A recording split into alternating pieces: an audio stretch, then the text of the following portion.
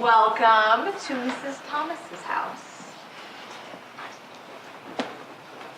Ms. Thomas, why are you scowling at Ms. Hamilton? She's scowling because she didn't want to answer all these student questions at her house because it makes her uncomfortable to focus on her cozy little cottage.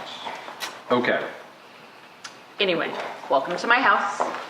What made you want to move out here? Closer to family, bigger yard, toy room for my kids. Ms. Hamilton, when are you moving out to Lake Stevens? Never. She knows it's only a matter of time. What's so great about Lake Stevens? The traffic mainly, I love it. What do you do when you're stuck in traffic? I listen to podcasts or books on tape. What are you listening to right now? The Art of Racing in the Rain. Ms. Hamilton, what do you do when you're stuck in traffic? I don't get stuck in traffic when I'm off to Shoreline. She's not much of a reader. She's really just trying to deflect attention away from that. Okay then, Ms. Hamilton, what are you reading right now? I am reading Birding Beyond Borders or something like it. It's about a guy who travels the world and he identifies birds and I like it. Is that a book you'll teach? No, Is it your favorite book of all time? no. Which one is? Jane Eyre, how appropriate, is right here. It's my favorite. Thomas, your fave?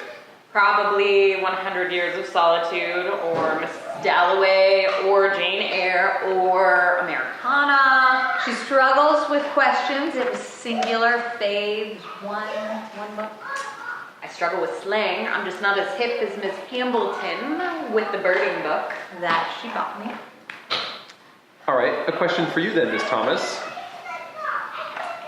She struggles with all questions.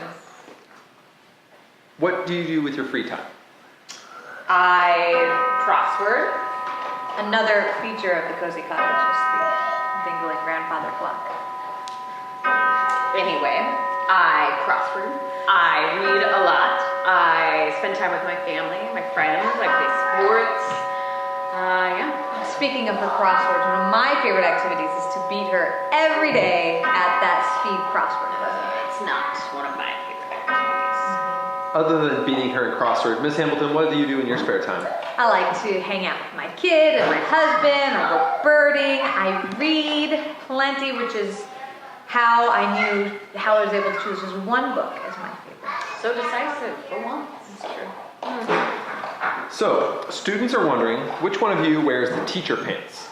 I wear the pregnancy pants. I wear the normal pants, which are hemmed petite pants, which are normal for me. Did you always know you wanted to be teachers, even as kids, or did you want to be something else when you grew up? That could be a long answer. Would you like some tea? Yes, please. While she makes tea, I will tell you I did not always want to be a teacher. When I was a kid, I wanted to be a marine biologist.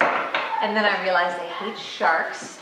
So I started thinking about being a lawyer or a book editor. And then finally in college, I decided to be a teacher.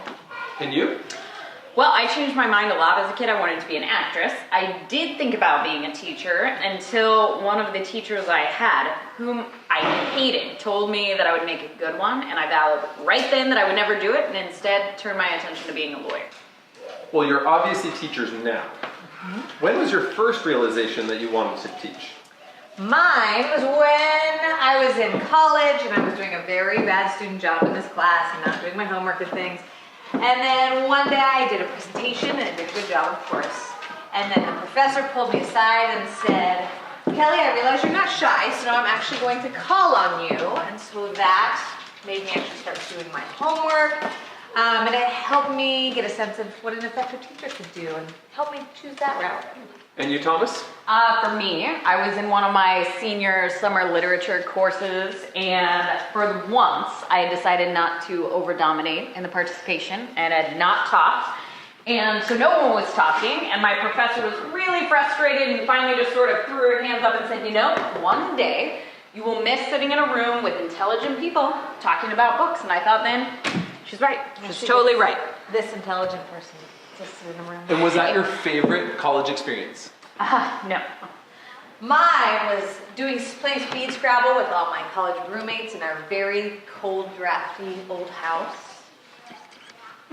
What was yours, Miss Thomas? Probably studying and giggling and nerding out at Cafe Solstice. Those sound like pretty tame experiences. Have you guys ever been arrested or even been close to being arrested? No. Well, then I assume you were never in attendance at any sort of less than reputable party. No, of course not. Did you ever dance in college? Only to the Soviet anthem. That's the only one I didn't dance to. You probably were very good at chugging water then. I'm well hydrated. I only sip tea. Were you good at remaking vines? I don't understand the words coming out of your mouth. I do know how to compliment people on their white bands. Would you rather be golden voiced or silver tongued? Lucky for me, I don't have to choose. Because she has neither. Silver tongued. Golden voice. It's because she can't sing. Rude. Give us a few lines of your favorite song. No.